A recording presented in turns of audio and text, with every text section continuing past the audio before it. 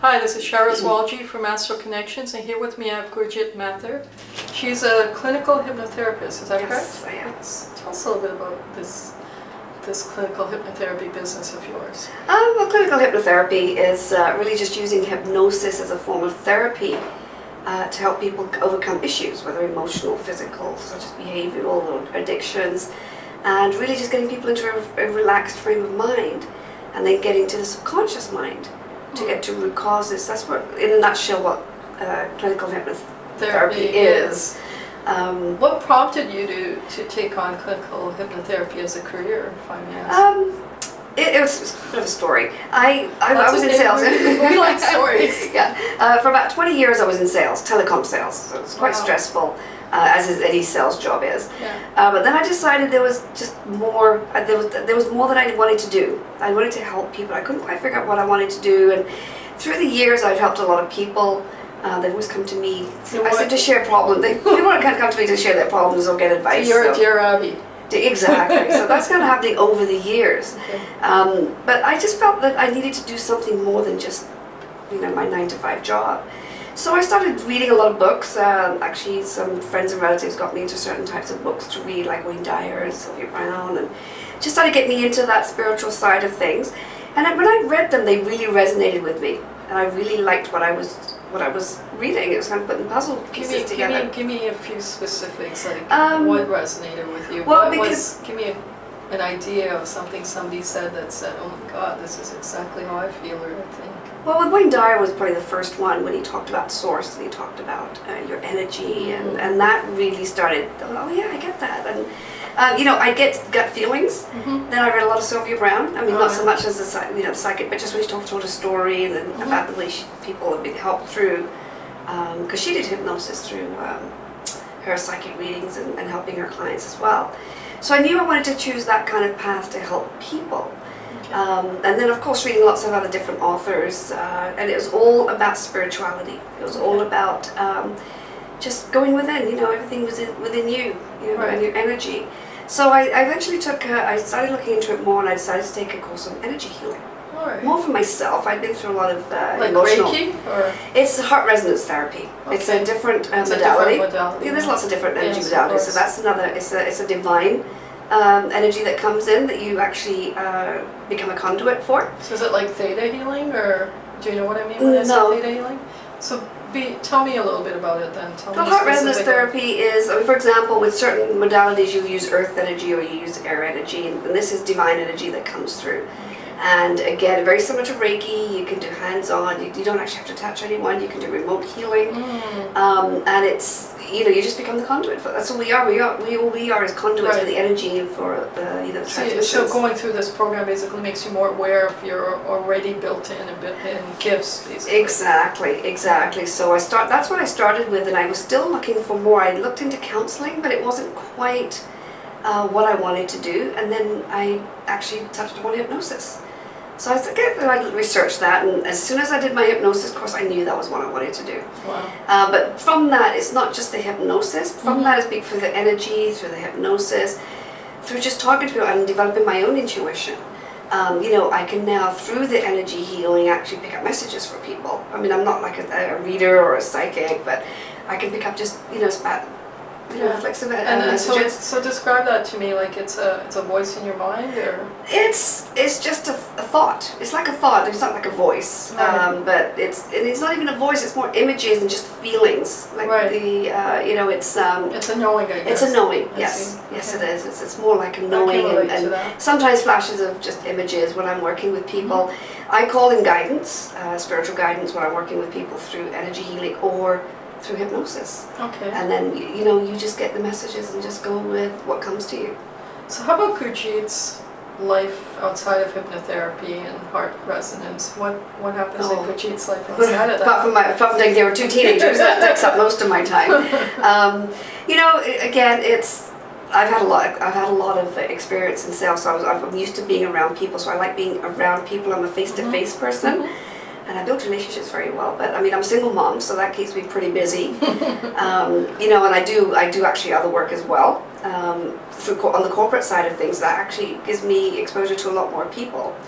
And just, again, my heart is in helping people through the hypnosis or the healing, the different classes I'm doing now.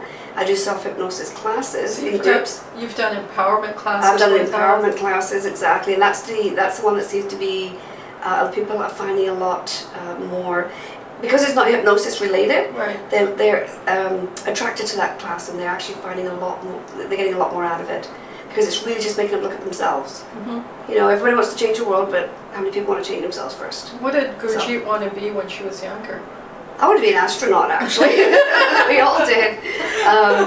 I was one of these. I mean, when I was 4 or 5, I wanted to be an astronaut. I wanted to be an air stewardess, but I was too short. I never quite reached that height amount, unfortunately. But I never really knew what I wanted to do. So when I left school, I was raised in England. Mm-hmm. So when I left school, I just went into becoming a secretary or an assistant, because that's what everybody did. The girls did, because if they didn't know what to do. And I did that for about 7 years, and I finally realized that this isn't for me. Right. So I put myself back into school. I got my business and finance diploma. I got a marketing diploma. Right. And then I actually started moving into training positions, training people. And then I ended up coming to Canada. So I came to Canada about 20 years ago. Okay. Within a couple of years of being here, I met my ex-husband. And then, the kids came along. Went from there. And it kind of went from there. So really, the spiritual path I've been on it for many years. Probably, yeah. Many years, but really more active in the last, I'd say, 3 years. Okay. Really active. So when you say you've been on the spiritual path for many years, in what sense? Like, Because I just noticed something. Or did you feel something, or did you feel gifted, or was it that you had a connection with Source or God or whatever you want to call that energy? What was it? You know what? It was probably my mom. My mom was quite an intuitive person. Oh. And she used to have the dreams that always came true. So I used to freak out if Mom had a dream about something. But she, even though she never talked about it, because in that day you don't talk about that. Right. But she was quite intuitive. So I think that's what brought out that in myself and my sister as well, who's very intuitive. Okay. So you just have that, sometimes you have knowing. Mm-hmm. So, but I knew there was more out there than just humans and the planet. And so through the reading, through discovering, to talking to different people, I actually went to psychics quite a lot when I was younger. So you just know there's more out there. And what was your experience with psychics when you were younger? Oh, I had some good ones and some bad ones, I'm sure we all have. Right. But the good ones... So what do you mean, good ones, bad ones? You mean information-wise? Information-wise and... connection-wise? Both. Because you have to, I mean, even in hypnosis, or even when someone's here doing a class, if you don't connect with that person, it's, if the energy is not right, you just don't connect. And then you can't get the information, the message doesn't get across. Right. So, there could be 4 or 5 hypnotherapists in a row, but you're going to connect with a certain one. Right. And that's just the way it is. And I guess you being now on the other side of the picture, you kind of have an understanding of how the messages come through now. Yes. And so you can relate to why something might not have resonated or come through prior. Exactly. And even through the classes, the self-hypnosis, the empowerment, and like I always say, you take what resonates with you, disregard the rest. Now, you've done a number of workshops at Astral on self-hypnosis, on empowerment, and you did a very unique one on weight loss. Can you speak to that a little bit? That's the virtual gastric band program. Okay. Really, it's a hypnosis program, where through hypnosis we put a gastric band on your stomach to shrink the size of your stomach. And what it does, it just makes you feel fuller faster. There's no deprivation of foods. It's not a diet. You don't cut out any foods. You just reduce the amount. Virtually do. You virtually, and it works. People actually feel fuller faster. I mean, I had one client come up to me, I think in the second session, she said, after you put the band on, I had to go out and test it. So she took her and some friends, went out to a restaurant, and she was amazed how little she left, how little she ate. As a result of just that one. And then, the actual program has 5 hypnosis sessions, and through those we don't just, weight loss or weight is not just food related, it's emotional. Right. So the part of the hypnosis program is to get to the root cause of why people are overeating in the first place. Exactly. So you're kind of working both sides. You're losing the weight, and then you're getting to the root cause and eliminating that root cause. So is there specific emotions related to specific body areas, if I may call it that? In terms of weight loss, no. Okay. It's all over the place. It could be anything. But you did touch upon something. Through hypnosis, there are certain emotions that will affect certain parts of your body. Oh. So, I mean, for example, your back will be responsibilities, burdens, from your head up, we call it the crying syndrome. Mm-hmm. So, anything from your head up is from sadness or depression. From your solar plexus down to, say, your hip, it could be guilt, sexual issues. Mm-hmm. So, there's lots of other ones for the different parts of the body. So when someone comes with an issue in a certain part of the body, you can get a bit of an idea already what the root cause might be. But I never talk about what it could be, because that's what we have to discover with the client. Okay. So we talked about the gastric band. Yes. Now, can you speak a little bit about your other 2 workshops that you do here, the empowerment one and the self-hypnosis one, please? Yes, the self-hypnosis is really teaching people how to hypnotize themselves.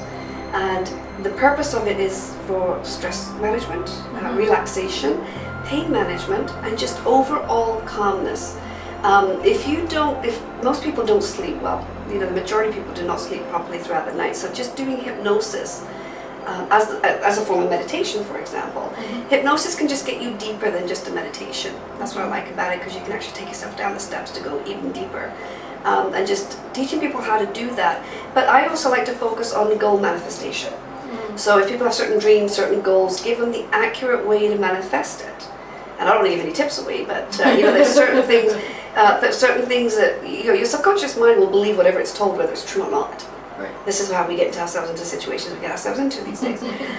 So teaching people how the right way is to do affirmations, the right way, using visualization. So really it's about stress management, just staying calm. I give tools on calming, shielding, grounding, all those kind of things, just to help people to get through each day. And sometimes, that's what you can do, just get through one day at a time. So that's a self-hypnosis class, and the empowerment class is more working with people on awareness. Becoming aware of your thoughts, becoming aware of how you perceive people, how people perceive you, how you can make changes to the way you think, how your ego is involved in everything you do and why it's involved and where it came from in the first place. And how to make changes in your life, positive changes. Mm-hmm. You make changes in your life, everything else will change around you.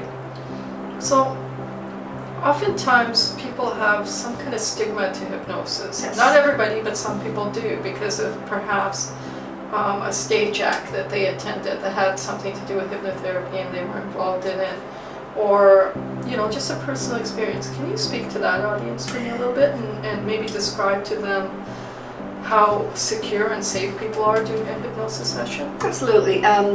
Ravine, of course, is the first one people think of when they think of stage hypnotism, and people give themselves, when you go to see a stage hypnotist, you give permission for that hypnotist to hypnotize you. And if you ever watch one of the shows, you'll see that certain people will go up, but then they eliminate people. Mm-hmm. And they eliminate the ones that don't really give the permission, or they can't hypnotize very quickly and put them to trance very quickly. So that a totally different type of hypnosis. Totally, people are completely under, don't remember a thing. Oh, you know what? Because the training, the experience. They know when people can. Certain types of people that are easily hypnotized and easily suggestible, which is the main thing.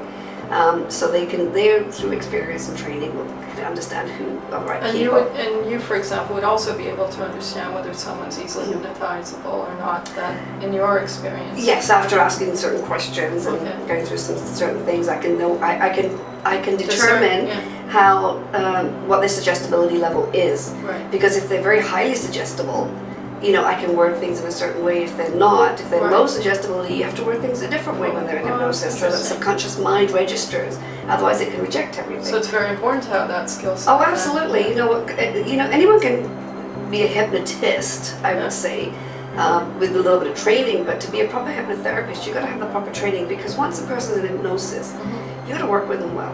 You got to work with them very well and understand exactly how to overcome certain situations and really know what you're doing, just to have that and have that trust from the client. But with hypnotherapy, it's the client actually is aware of every single thing that's going on. They could hear a phone ring, they could hear people talking in the next room, so they're completely aware. They have to be.